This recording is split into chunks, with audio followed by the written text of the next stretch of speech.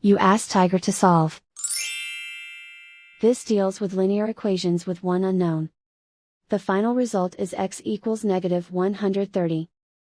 Let's solve it step by step. Simplify the expression. Expand the parentheses. Simplify the arithmetic.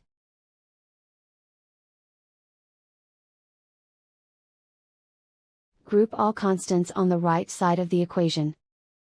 Add 50 to both sides. Simplify the arithmetic.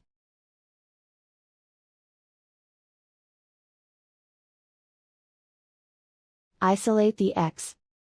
Divide both sides by 5. Simplify the fraction.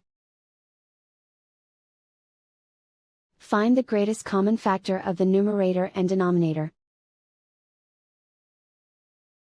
Factor out and cancel the greatest common factor.